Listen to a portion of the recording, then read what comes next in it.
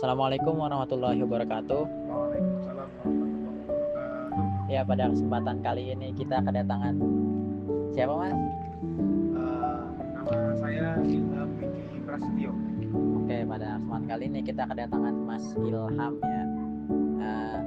Ya, kita akan membahas tentang sejarah Al-Quran pada era Mekah. Nah, jadi saya ada beberapa pertanyaan nih, Mas.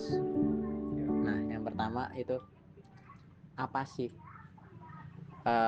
ayat-ayat makiyah atau surat makiyah itu menurut Mas Ilham? Oke. Jadi izin menjawab ya. Uh, Definisi makiyah ini itu merupakan sebuah hasil ijtihad yang telah dilakukan oleh para ulama Al-Quran untuk menamai ayat-ayat yang turun sebelum Nabi hijrah ke Madinah. Gitu. Jadi Makiyah itu adalah ayat atau surah yang turun ketika Nabi belum berhijrah ke Madinah. Gitu. Jadi ketika Nabi masih ditinggal di Mekah. Gitu. Oke, itu menurut Mas Ilham ya. Ya. Ada nggak sih menurut definisi-definisi lain apa itu surat makiyah atau ayat makiyah menurut definisi-definisi lain lah. Tadi kan menurut Mas Ilham. Uh, Sebetulnya itu sudah termasuk definisi menurut jumhur ulama ya, bukan menurut saya. Nah, tetapi dalam mendefinisikan makiyah ini ada 3 sudut pandang dari para ulama. Yang pertama itu ada sudut pandang makan an-nuzul, yaitu tempat turunnya. Nah, para ulama yang menggunakan sudut pandang ini itu mendefinisikan bahwa makiyah adalah ayat atau surah yang turun di kota Mekah dan sekitarnya, seperti di Mina, Arafah, dan Hudaybiyah. Namun, definisi ini memiliki kelemahan. Contohnya terdapat di surah At-Taubah ayat 42 yang turun di daerah Tabuk. Nah, apabila menggunakan sudut pandang makan an-nuzul, maka surah At-Taubah ayat 42 tidak bisa dikategorikan sebagai ayat makiyah ataupun ayat madaniyah. Oh, tadi belum dijelaskannya. Jadi kalau madaniyah itu ayat yang turun setelah Nabi hijrah. Nah, jadi surah At-Taubah ini nggak bisa dimasukkan ke dua kategori itu. Nah, definisi ini memiliki kelemahan. Lalu ada sudut pandang yang kedua, yaitu sasaran pembicaraan atau mukhotob. Nah, bila menggunakan sudut pandang ini, ayat makiyah adalah ayat-ayat yang menyeru penduduk Mekah. Jadi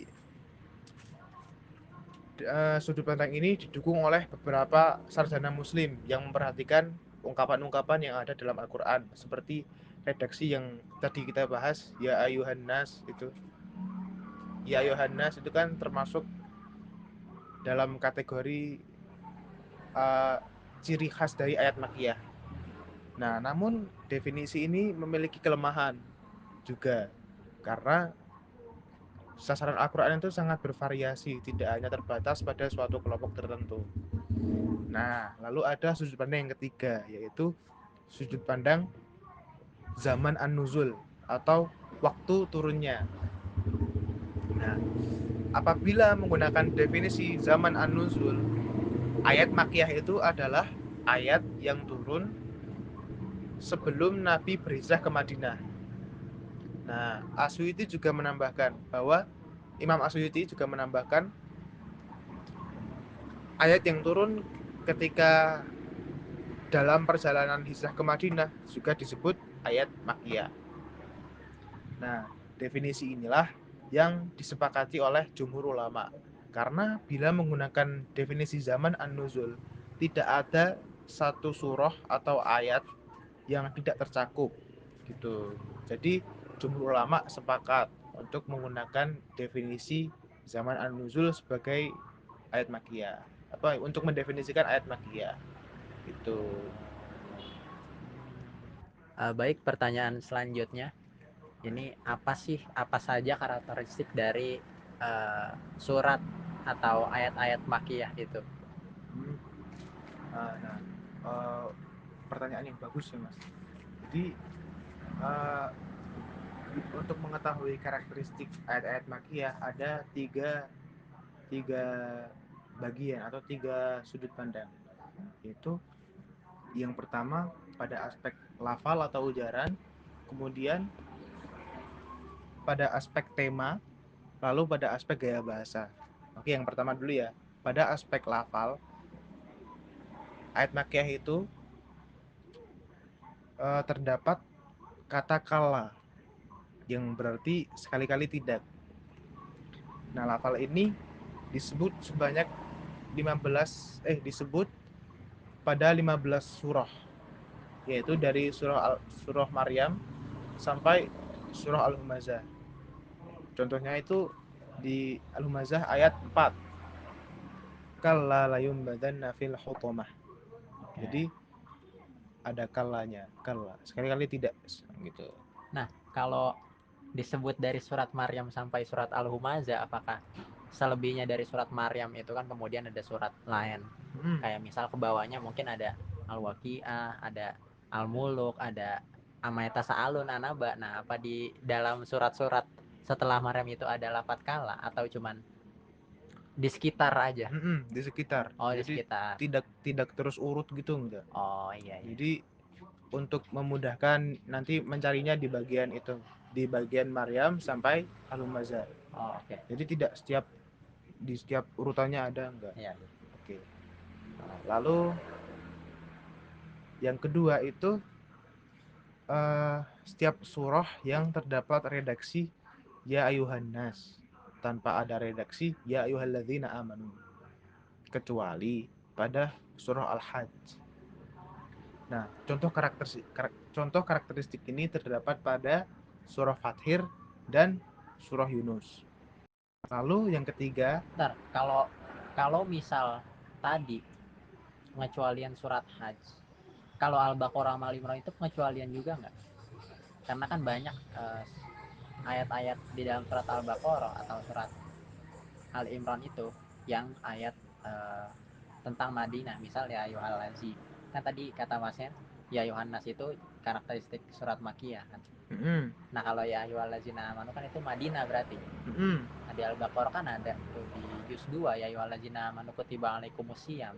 mm, Nah, apakah surat Al-Baqarah itu termasuk pengecualian itu? surat Al-Baqarah kan kita maksudnya apakah gimana maksudnya gimana, apakah Tadi kan lafaz lafaz yang ya Yohanes itu, ya kan? Untuk karakteristik surat Makiyah. Nah, di pengecualiannya ada di surat Al-Hajj Al-Hajj. kan, yang terdapat ayat Madinah gitu. Mm. Nah, di Al-Baqarah juga ada ayat Madinah. Nah, itu apakah pengecualian? Uh, Sebelumnya berdasarkan hasil ijtihad para ulama kan kalau Al-Baqarah itu maksudnya kategori Madaniyah, walaupun di dalamnya terdapat redaksi ya ayuhan nas. Ya. Ada ayat yang terdapat redaksi ya ayuhan nas. Nah, untuk menentukan suatu surah itu disebut Madaniyah atau Makkiyah tentu bukan melihat dari redaksi saja, tapi dilihat dari konteks historisnya. Ya. Bagaimana apa waktu apa itu turun, terus membahas tentang apa. Jadi kalau sebagaimana yang telah kita ketahui kalau Al-Baqarah kan membahas tentang syariat dan muamalah ya. Ya. Kebanyakan gitu, berarti kan itu termasuk dalam kategori Madaniyah. Kebanyakan kan membahas itu, walaupun ada beberapa yang membahas tentang tauhid. Itu, Mas. Oh, berarti ditentuinnya surat Madinah atau Makkiyah itu tergantung kebanyakannya. Nah, ya. Oh iya. Kebanyakannya membahas tentang apa, walaupun ada satu yang tetap Berarti dianggap kalau misalnya dalam satu surat itu kebanyakan ayat-ayat Madinah, itu surat disebut uh, surat Madinah. Walaupun ada ayat Makkiyah, namun minoritas ayat Makkiyahnya. Gitu. iya. Oh. ayat yang memiliki karakteristik di Madaniyah, karakteristik di Madaniyah, maka itu disebut ayat Madaniyah. Kalau kebanyakannya Madaniyah berarti Madaniyah gitu. Ya. Lalu selanjutnya itu mengandung ayat sajdah. Contohnya terdapat di Al-Alaq ayat terakhir. Kalla la tuti wasjud waqtarib. Itu ya. Lalu kita pada sudut pandang yang kedua, yaitu sudut pandang tema. Nah, bila dilihat secara garis besar, surah-surah ayat-ayat atau surah-surah makiyah itu bertemakan akidah. Namun bisa dirincikan, pertama itu pengakuan kalau Allah itu adalah pencipta yang sesungguhnya. Jadi tidak ada pencipta selain dirinya. Lalu penyataan bahwa Nabi Muhammad itu adalah utusannya. Lalu pengetahuan atau pemberitahuan tentang hari kebangkitan dan kehidupan akhirat. Contohnya terdapat di rangkaian terakhir surah Al-Qiyamah ayat 36 sampai 40. Nah, kemudian yang ketiga itu ada aspek gaya bahasa. Nah, ayat-ayat makiyah ini memiliki gaya bahasa pendek dan ringkas. Karena para penduduk Mekah itu terkenal mahir bersyair. Maka Al-Quran menyesuaikan dengan ayat-ayat yang penuh dengan majas, tapi pendek gitu, ringkas. Sebagaimana dalam surah At-Takatsur ayat 5 sampai 8. Lalu menggunakan gaya bahasa yang menggetarkan, tegas dan keras sebagai respon atau pembelaan terhadap serangan yang dilakukan oleh para kaum kafir Quraisy terhadap Nabi Muhammad SAW. Contohnya terdapat pada surah Al-Qiyamah ayat 2 sampai 40. Nah, jadi ada 3 cara, Mas. Ada 3 cara untuk mengetahui karakteristik dari ayat-ayat makiyah itu. Oh, oke. Oke, tadi sudah dibahas atau saya jelaskan, saya pikir sudah lumayan jelas ya. Untuk lebih memahami mungkin bisa dibaca-baca lagi atau dicari literatur tentang sejarah Quran, surat-surat makiyah atau ayat-ayat makiyah itu. Ya, baik. Nah, untuk Mas Ilham ada kata-kata Dari saya mungkin hendaknya kita selalu menggali dan memahami apa-apa terkait Al-Quran. Oh, baik. Ya, saya pikir cukup sekian karena sudah malam. Ya, kurang lebihnya mohon maaf. Wassalamualaikum warahmatullahi wabarakatuh. Waalaikumsalam warahmatullahi wabarakatuh.